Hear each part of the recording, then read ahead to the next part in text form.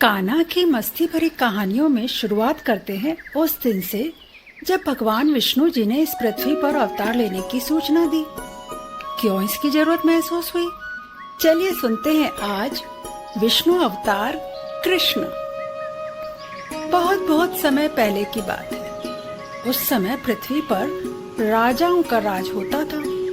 कुछ राजा अपनी प्रजा का ध्यान रखने वाले होते थे, उनको संभालते थे, उनका सब तरह से ध्यान रखते थे और प्रजा भी उनका बहुत सम्मान करती थी। एक बार यह पृथ्वी ऐसे राजाओं से परेशान हो गई थी कि अपनी प्रजा का बिल्कुल ध्यान ही नहीं रखते थे और उन पर बहुत अत्याचार करते थे। वे असल में राक्षस या असुर थे, लेकिन अपने आप को राजा मानते थे। जब पृथ्वी पर अपराध और अनाचार बढ़ गया, जब इन सबको सहने की शक्ति वह खो बैठी, तब वह एक गाय का रूप धारण कर सुमेरु पर्वत पर भगवान ब्रह्मा से मदद मांगने गई। अब ये गाय का रूप क्या हुआ?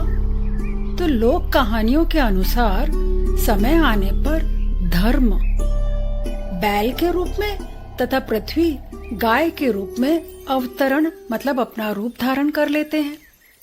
अब तुम पूछोगे कि सुमेरु पर्वत कहाँ है?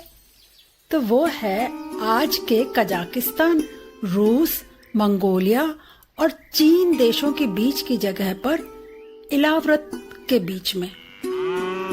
पृथ्वी गाय के रूप में दुखी होती हुई ब्रह्मा जी से बोली, प्रभु, राजा उग्रसेन का पुत्र दुष्ट कंस मुझ पर अत्याचार कर रहा है। उसने तो अरिष्ट, धेनुका, केशी, प्रलंब, नरक, सुंद आदि राक्षसों को भी अपने साथ मिला लिया है। वे सब मिलकर सभी प्राणियों को बहुत तंग कर रहे हैं। कृपया मेरी रक्षा करें।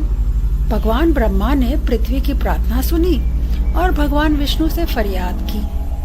भगवान विष्णु बोले, हे पृथ्वी, तुम डरो मत। मैं स्वयं तुम्हारे कष्टों को खत्म करने के लिए अवतार लेकर आने वाला हूँ। कृष्ण और उनके बड़े भाई शंकरषण यानी बलराम का जन्म होगा। वे दोनों मिलकर कंस और अन्य दुष्ट राक्षस राजाओं का नाश कर देंगे। भगवान विष्णु की बात सुनकर पृथ्वी खुशी से फूली नहीं समाई और वह उनको धन्यवाद देती हुई चली गई। उसे विश्वास हो गया था कि अब शीघ्र ही कंस और अन्य दुष्ट राजाओं का धरती से सफाया हो जाएगा।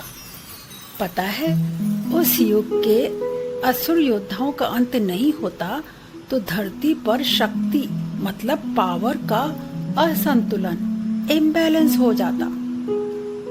शक्ति के संतुलन और नए युग के आरंभ के लिए श्री विष्णु कृष्ण अवतार लेने वाले थे। गोकुल नगरी में राजा उग्रसेन का बेटा कंस इतना दुष्ट था कि उसने अपने पिता राजा उग्रसेन को ही कारागार में बंद कर दिया। कारागार मतलब जेल।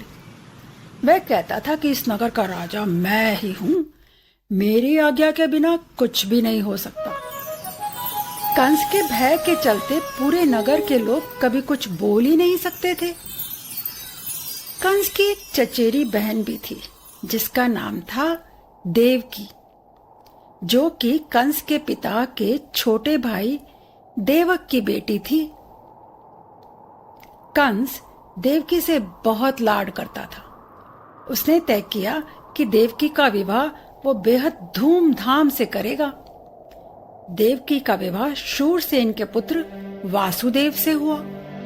विवाह के बाद कंस अपनी प्यारी बहन देवकी और वासुदेव के रथ को खुद हाँकता हुआ चलाते हुए उनको अपने ससुराल विदा कर रहा था।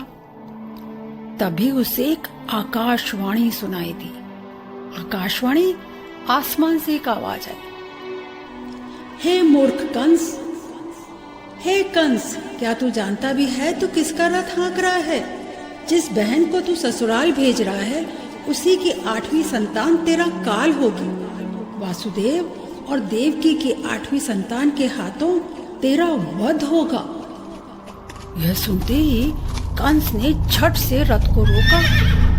वह अचंभित हो गुस्से से भर गया, खुद को बचाने की सोचने लगा और खुद को बचाने के लिए अपनी प्यारी बहन देवकी को ही मारने के लिए वह तैयार हो उठा और अपनी तलवार म्यान से खींच ली। वासुदेव ने तुरंत हाथ जोड़कर समझाने की कोशिश की, मगर कंस कुछ भी सुनने और समझने के लिए तैयार नहीं था। तब वासुदेव ने कहा, हे कंस, मेरी पत्नी को तुम छोड़ दो। अगर तुम मेरी पत्नी के प्राण नहीं लोगे तो मैं अपनी सारी संतानें उनके जन्म के तुरंत बाद तुम्हें लाकर दे दूंगा। वासुदेव की यह बात सुनकर कंस शांत हो गया। उसने देवकी और वासुदेव की जान नहीं ली, पर शर्त यह थी कि जैसे ही उनकी संतान जन्म ले वैसे ही वे उसे कंस को सौंप दे। जब देवकी को पहला पुत्र हुआ तो वचन के पक्के वासुदेव अपना पुत्र कंस के पास ले आए। कंस ने सोचा, 8वें पुत्र के लिए मैं पहले पुत्र को क्यों मारूं और उसे छोड़ देता हूं। तब वहां नारद जी नारायण नारायण करते हुए आ गए। नारद जी वैकुंठ धाम के एक दिव्य संत हैं। वे चाहते थे कि जल्द से जल्द कृष्ण का जन्म हो, इसलिए कंस को उकसाने के लिए वे कंस के पास आए थे। उन्होंने कंस को बताया कि भगवान के प्रकट होने की भविष्यवाणी सुनकर, आकाशवाणी सुनकर वृंदावन और मथुरा के लोग जोर शोर से तैयारी में लगे हैं। और नारद ने यह भी कहा कि कंस और उसके परिवार को जन्म लेने वाले सभी बच्चों से सावधान रहना चाहिए, पता नहीं कौन देवता का अवतार हो। अब कंस सोचने लगा, पता नहीं देवकी और वासुदेव का कौन सा पुत्र मेरा काल होगा। यह सोच सावधानी के लिए कंस ने देवकी और वासुदेव दोनों को कारागार में डाल दिया। नारद जी की बात से कंस को ऐसा लगा कि जन्म लेने वाला कोई भी पुत्र कृष्ण हो सकता है। लेकिन अब कंस देवकी और वासुदेव का क्या करे? तो उसने देवकी और वसुदेव के हर जन्मे पुत्रों को विष्णु का अवतार समझकर मारता रहा। इस तरह दुष्ट कंस ने देवकी और वसुदेव के 6 बच्चों को जन्म लेते ही मार दिया। देवकी और वसुदेव बहुत दुखी थे, मगर कुछ भी नहीं कर सकते थे। दोनों कैदी थे ना, और कंस अपनी जान बचाने के लिए उनकी कोई बात सुनना भी नहीं चाहता था। जब 7वीं संतान का जन्म होने वाला था, ऐसे में विष्णु भगवान ने हल निकाला और उन्होंने अपनी शक्तियों में योग माया, जो एक प्रमुख शक्ति है, उनसे कहा कि वे व्रजभूमि गोकुल में जन्म ले। गोकुल में वसुदेव की एक पत्नी रोहिणी महाराजा नंद और रानी यशोदा के घर में निवास कर रही थी।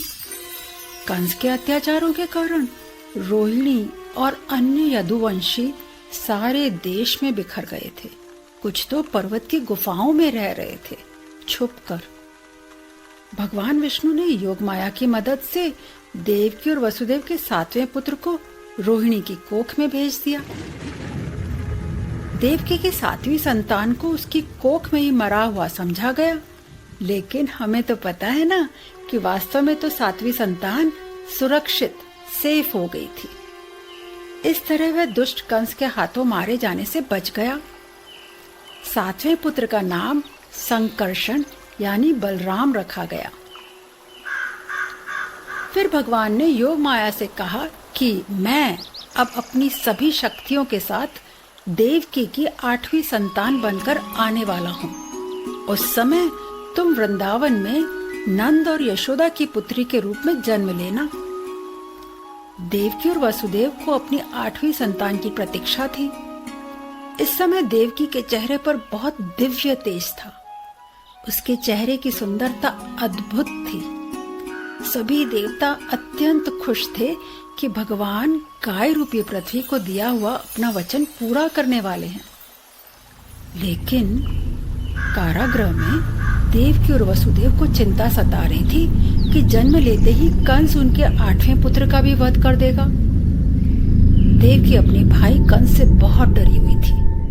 ऐसे में समय समय पर देवता और उनकी पत्नियां आकर देवती को सांत्वना देते और कहते कि भगवान खुद आपकी और इस पृथ्वी की रक्षा के लिए आ रहे हैं, आप इतनी चिंता ना करें।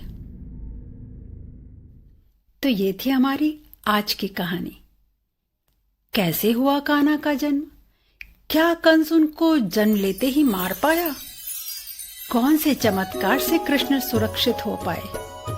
इसके आगे की कहानी हम कान्हा की मस्ती भरी कहानियों की अगली कड़ी में सुनेंगे।